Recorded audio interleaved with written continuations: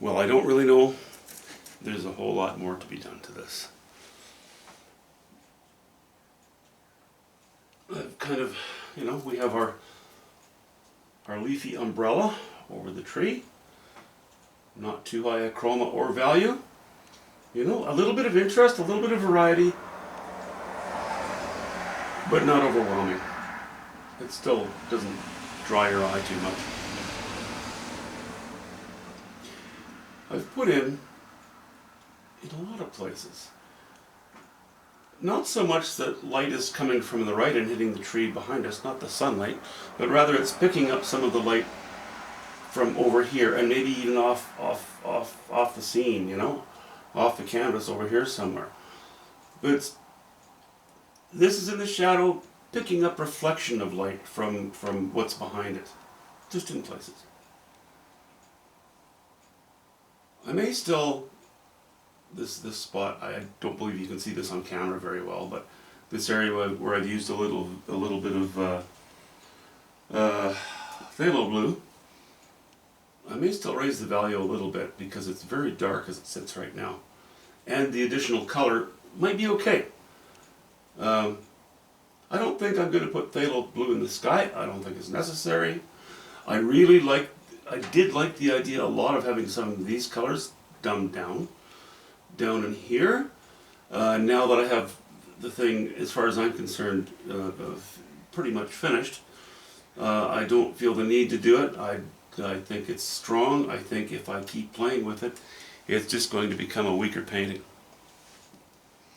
I've held protests in front of City Hall against weaker paintings. Anyway, I'm pretty happy with it.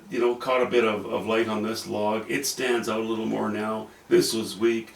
I've laid in, cobalt blue, yellow ochre, bits of burnt sienna, and white in different areas. Catching the tips of the grass here and there. It makes it less of a silhouette. It's okay, it doesn't always have to be a silhouette. It does unify, though, getting back to last video or the video before that, it does help to unify the background with the foreground. So I think in this instance it works just fine. Somebody had mentioned, because I've never sort of laid in, and I've never used phthalo blue as a dark color. This was phthalo blue and burnt sienna and phthalo blue and raw umber, just to go very dark. Is it a happy accident? I wouldn't sort of jump to it as a go-to combination. I love my ultramarine blue. But I'll use it again if I need to. I love phthalo blue, I just find it's very easy to overuse. It becomes garish very quickly. But with a low value like this, it's not so important. It does provide a very, the color of a waxy leafed, deep, rich green plant. I'm not sure. I'm no botanist. I don't know. Some kind of good ground cover. Anyway, I think you know what I mean.